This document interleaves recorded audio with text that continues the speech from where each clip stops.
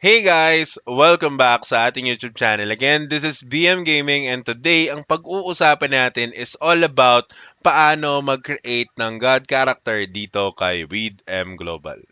Anyway guys, if you're new to the channel, don't forget to hit the subscribe button and the notification bell para lagi kayong updated sa mga panibago nating upload regarding kay With M Global.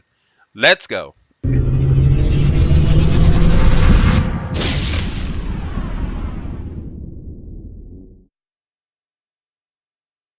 So, welcome back mga tol. No? So, today, pag-usapan natin kung anong-ano nga ba yung mga bagay na dapat nyong i-consider bago kayo mag-create ng God character dito kay With M Global. But anyway guys, maraming salamat sa suporta sa mga nanonood ng videos natin about kay With M. I know marami kasing naghahanap ng guides and tutorials, so as much as possible, ini-squeeze ko yung information na kaya kong i-squeeze para sa inyo para at least hindi na kayo magkamali no doon sa mga gagawin yung desisyon dito sa game na to. But anyway, let's start muna kung ano yung dapat nyong i-consider bago kayo gumawa ng God character. So, the first thing that you have to consider is dapat meron kayong normal character na level 200. Kasi kapag wala kayong level 200 na character, yung normal character, hindi kayo makakapag-craft nung tinatawag na God account. Okay? So basically, what will happen here is that yung character nyo na level 200, hindi siya mag-change class into a God character. What will happen is that kapag level 200 ka na, pwede kang mag-craft ng God character here, and then yung God character na yon mapupunta ka sa server selection, makikita mo yung bagong character which is labeled as God na character para sa'yo. Okay? So you can change the name of the God character as well. So kung nung character name nung main character mo na normal, yun din yung magiging name nung God character mo unless i-change mo siya. Kasi meron namang change name pero magbabayad ka lang ng diamonds, no? So basically, gagastos ka. But anyway, bago ka makapag-create ng God character, again, kailangan 200, level 200 yung character mo. Okay?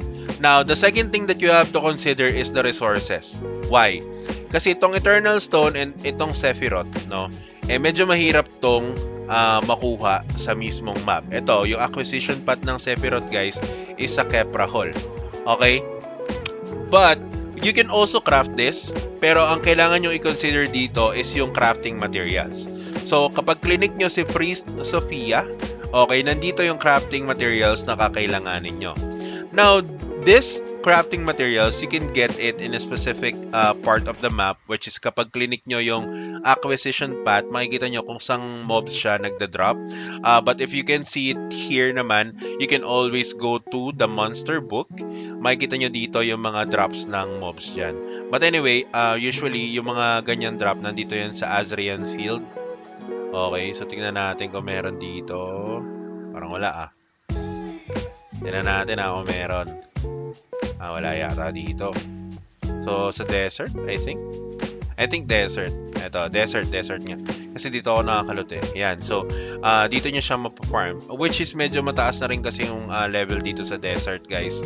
No? So, technically, kung masasayang nyo yung resources na to, which siguro nailagay nyo sa codex, kasi yan yung common mistakes ng mga newbies dito sa game na to Nilalagay nila sa codex or sa collections yung mga yan. Okay, katulad yan. Kasi na-entice sila na meron sila makukuha ang stat point na plus 10. Okay? So, that's the reason why dapat hindi nyo i-codex yan kasi sayang naman guys, no? Sayang, hindi kayo makakagawa ng God character, especially kung free-to-play player kayo.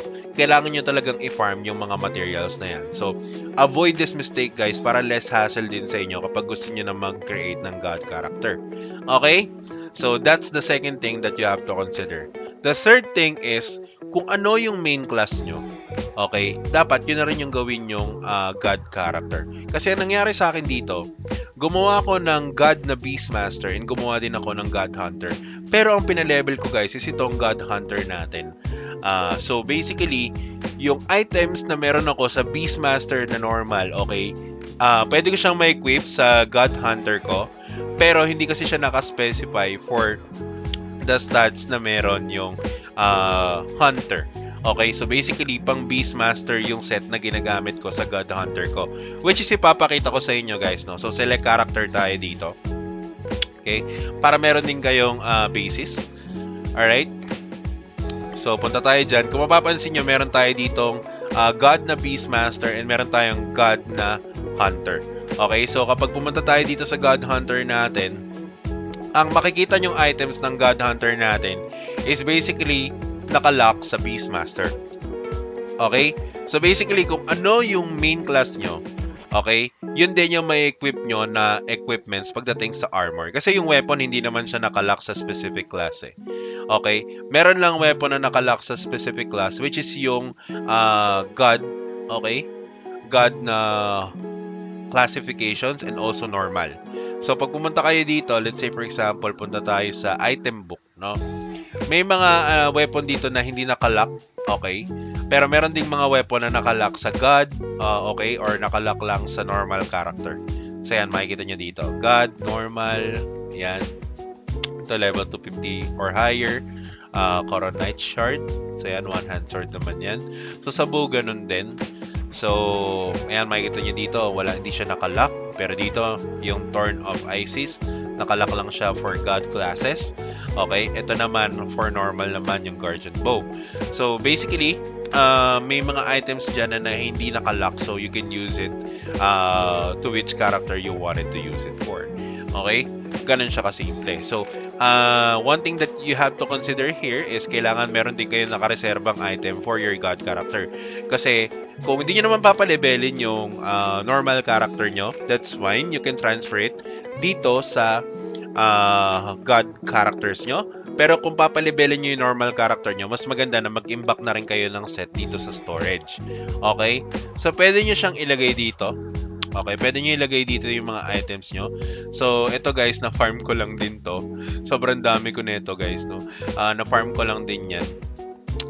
Doon sa sa desert. So madali lang siya actually. Pero itong mga to medyo matagal tong ma-farm. Yan. So please make sure lang na wag niyo sayangan yung resources na yan. But anyway, pwede niyo ilagay dito. Let's say for example, ilalagay ko siya diyan. I can access this on my other account. Okay? Pwede ko siyang ma-access dun sa kabilang account ko. Okay, so, or kabilang character ko, I'm sorry, kasi isang account lang to. So, basically, ito yung hack na ginagawa ng iba para hindi na rin sila mahirapan na maglipat ng set sa God characters nila. Okay? So, yun yung tatlong bagay na kailangan nyo i-consider dito. Now, at the same time, papakita ko din sa inyo yung character na wala pang stat. Okay, so punta tayo dito ulit sa select character kasi dalawa yung ginawa ko. Again, meron tayong Beastmaster and meron din tayong Hunter na God. So punta tayo dito. Ayan. So sabi ko nga kanina, kung anong name ng main character mo, yun din yung magiging name ng other characters mo. So ito yung ating Beastmaster na God. Kung mapapansin nyo dito, ito yung stats na meron tayo. Okay, so reset yan guys. Ibig sabihin, kahit isang stat dyan wala. Okay, so pwede nyo yung ilagay dito. So yan yung edge ng God character guys, no? Kasi basically, magle-level up ka, so may additional stat ka na makukuha. At the same time, 3 stat point na dito per level. And you can also play around with the stats. But anyway, sa God character guys, medyo mas mahirap magpa-level. And ito yung skill point natin. So, 100 skill point yung pwede nating magamit dito. So, let's say for example, ang focus natin dito is in type. Then, we can be a summoner type here. Kasi mas maganda daw mag-summoner kapag Beastmaster, kapag God na. Okay? But anyway, yun yung mga factors na kailangan nyo i-consider dito. At the same time, yung items nga, kasi technically, wala kayong ka-item dyan. Ito lang yung meron kayo, yung circlet. Pero aside from that, wala na guys. Okay? Technically, nakahubad yung character nyo dyan. Walang ka-equipment. Okay? So, again, nakalock to sa Beastmaster. So, we can actually use our set. Yung Beastmaster set natin, ita-transfer lang natin dito. But, ang pinilevel natin is yung Hunter na. So, ipaprogress ko na yun guys. And gagawin ko siya ng video kung ano yung build na ginawa ko doon. Okay, kasi God character na siya, so we can play around with the stats and also the skill point para ma-maximize natin yung maximum potential damage niya. But anyway, I hope meron kayo natutunan dito sa video na to. Yung next guide na ilalabas natin guys is all about God skills and stats para sa Hunter. Okay? And if you do have any other questions, feel free to comment down below para matulungan natin kayo dito sa game na to. And yun lang guys. Alam niyo na. Peace out.